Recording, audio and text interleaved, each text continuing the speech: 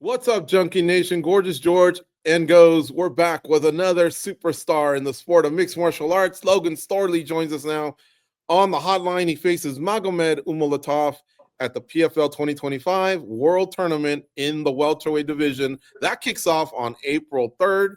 Welcome back, Logan. How are you, sir? Thanks for having me. Doing well. All right. And you get to face someone who was a finalist last year. A little Russia versus USA wrestling. You like that? Yeah, it's always, I want to go out there and impose my will, show that our style is the best, and I'm sure they want to represent their country, right? And so that's kind of what it is want to go out there and represent my country and our style of wrestling the best way possible. Mm-hmm. Is there, behind the scenes, any form of rivalry between USA Russia just because of them and us being rivals in many sports over the years, or just specifically in wrestling like we just discussed?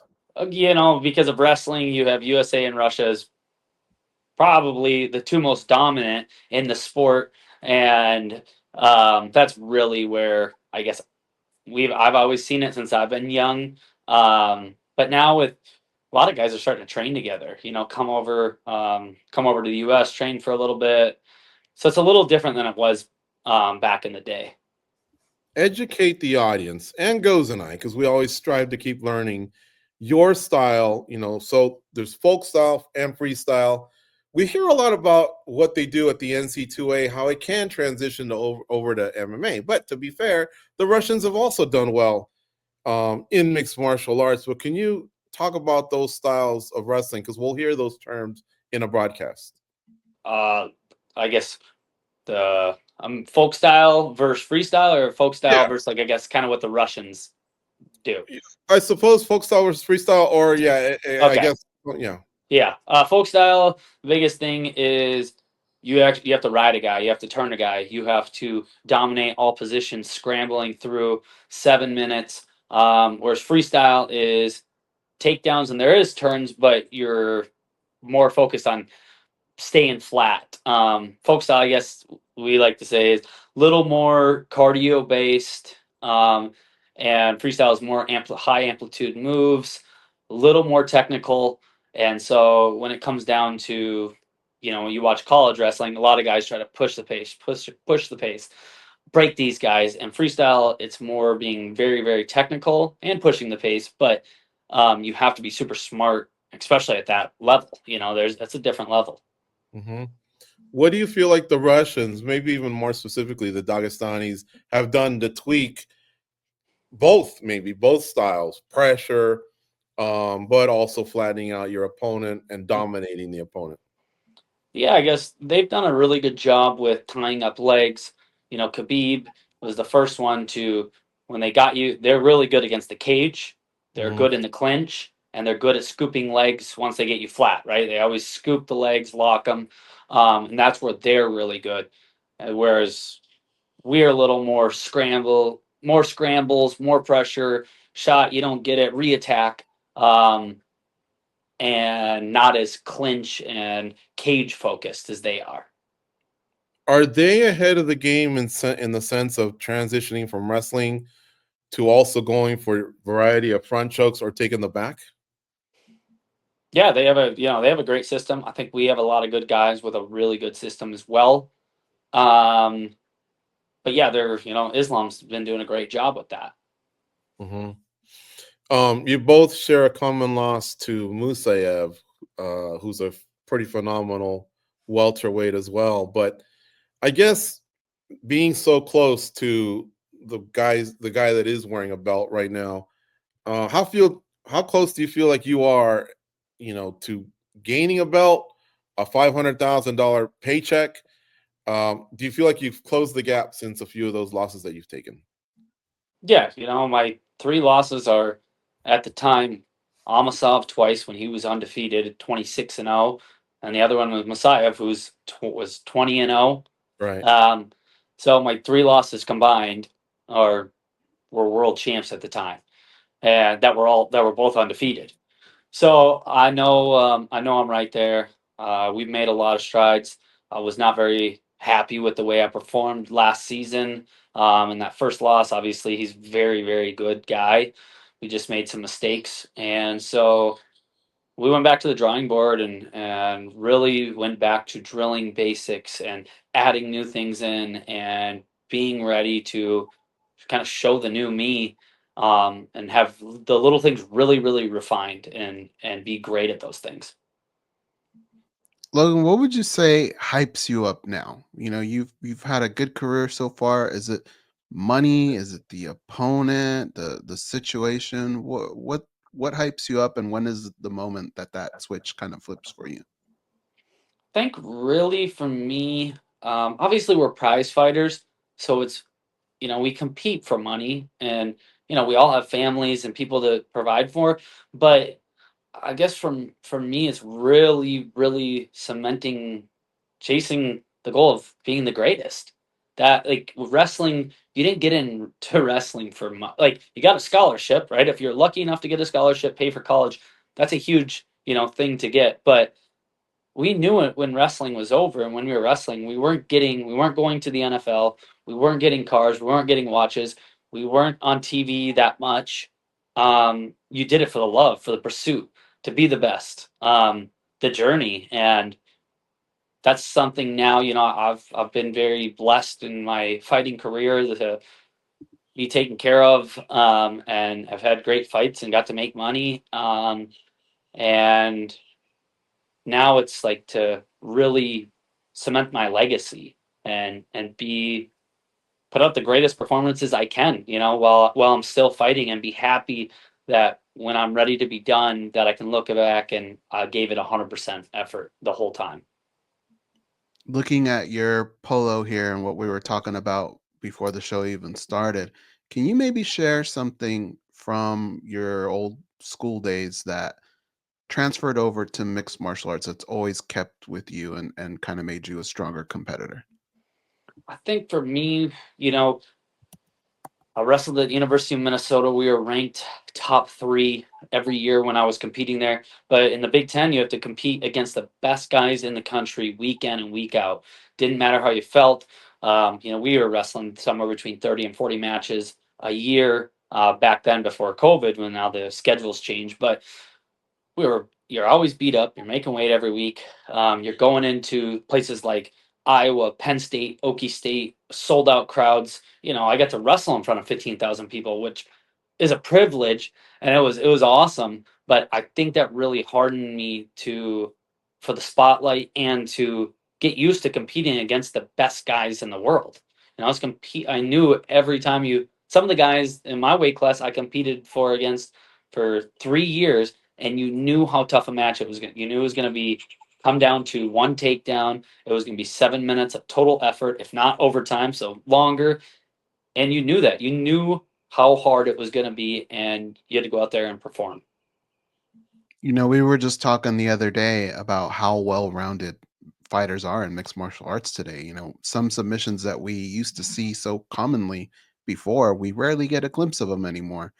Um, when you look at your opponent, I mean, I know you look at him as a strong opponent, but do you also see like some holes, some things that you've seen in fight footage that you feel like you can exploit in this fight?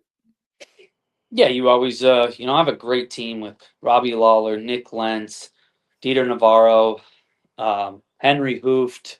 I got great coaches and great people with great minds, and so we're gonna pick things out. We're gonna find that. The biggest thing I guess we focus on a lot in our gym is yourself. You have to get better at your things and stop being so focused on what they do. Now, we found things that we really like and have our game plan, and we want to go out there and implement that. Random question, but do you have a pool behind you? Yeah, I do. In 1990, we went to visit our aunt, so 35 years ago in Melbourne, Florida, and she had one of those rooms too. I can't remember, was it for the mosquitoes or? Yeah, just like the bugs and stuff doesn't get in your pool. So yeah, I think they called it a lanai, like Florida room area. So Yeah, so it's mostly for the mosquitoes. I mean, are snakes or just mosquitoes or? yeah, bugs, all kinds of bugs. Keep them out of here. Oh man. Okay. Well, I remember she said she got it because they found a water moccasin in the pool one time or something like Nope, that. I'm not. I don't play with that. Me neither, dude. We No, almost got back on the plane when she said that. yeah, no way. Yeah, I remember it was super humid in Florida too. But you Yeah, come from Minnesota, and I think they have super humid yeah. summers It's there a little. too. It Yeah. does get humid. Do you think Minnesota doesn't get enough love, when it comes to, for example, Oklahoma State? A lot of wrestlers have come from there, had success in MMA. Arizona State's put out some, Purdue's put out some. Yep. If I'm not mistaken, Cole Conrad, who used to be with Bellator, was with you guys. Cole And Conrad, Brock. and then I saw Gable Stevens win a gold medal, but he hasn't come over to Yeah. MMA yet, right? Cole Well, won a Bellator title. Brock won a UFC title. I won an interim title for Bellator. Nick Lentz, longtime veteran of the UFC. did Sean Shirk wrestle for Minnesota? I know he's from there. He's from there. I don't think he did wrestle there. Mitch McKee, undefeated, 8-0, 135 pounder, who was an All American. Michael Blockus, who's a really tough up and coming 145 pounder. He was an All American. So, yeah, and we got some young guys that are going to come over. But yeah, we have 3 belts from from Minnesota. So I think we have, but Cole wasn't in MMA for a long time. Brock obviously was Brock. So it's Mhm. it just didn't have a ton of fights, but was a superstar, the first superstar. And, Before Connor. and he won a belt, and he was a pay-per-view star. Yeah. And he was a pay-per-view star. So yeah, I think what's interesting now with colleges is now the NIL deal. Mhm. NIL. So some of these guys are getting paid, I mean, ridiculous amounts of money, which is great for them. So I don't know if it'll affect the MMA world. Like if if you're getting paid $1 million, $2 million, and you're done with college at 21, are you going to come fight after getting paid all that? Like, Right. I don't know. So it'll be really. Me and my agent were talking about it. Like it'll be really interesting to see the next wave of these superstar wrestlers that can make this money, do camps. The NIL, if are they interested in fighting after making that kind of money? I Especially if remember. they take care of their money, and they invest it well, and like they don't need to fight then. Do you remember what Cole did? Because he was on our show back in the day a lot, Yep. and I think he retired early. And I swear to God, I think he had to do something with the farming business. He's a commodities trader. Yeah, Yep. commodities trade. So There you yeah, go. Cole's got a great job, does really well, and he was ready to be done. Yeah, big So boy. yeah, Him and Chris super athletic. Tuchscherer. Him and Chris Tuchscherer used to come to the Yep. studio. Yep. Yeah. Oh man. All right. And lastly, since we brought this up before the interview, let's talk about it now. I'm sure the audience would appreciate it. Tomorrow, Goz and I are going to watch hoops. We call it March Madness. Vegas is the best place for March Madness. But at the same time, the NC2A is going to have March Madness. Why? What have you heard behind the scenes that they have to do it on the same weekend? Where I think now there's so many different ways for the crossover appeal, not from basketball to wrestling, Yeah. but MMA to wrestling, Yeah. the gambling world as well. How can they maybe get their own weekend? Yeah. So yeah, the NCAA wrestling tournament goes Thursday, Friday, Saturday. I think it's the greatest wrestling tournament. Obviously, the Olympics are the Olympics, but for me, just these guys that are battling to be an All-American, and there's so many upsets, and it's this year it'll be in Philly. An arena. It's sold out every year. It does a great, somewhere between 17 and 20,000 every time it's sold out. I don't know if it's an ESPN thing, if it's an NCAA thing, why NCAA wrestling goes on the first day of March Madness, because it's hard to compete. But yeah, if you have some time to watch the quarterfinals, which is Friday morning, I think at like 11 or noon, it's an awesome round. So many upsets, great wrestling, and just it's that college energy of these guys are out there fighting for just their glory, to cement their legacy, and it's a lot of fun to watch.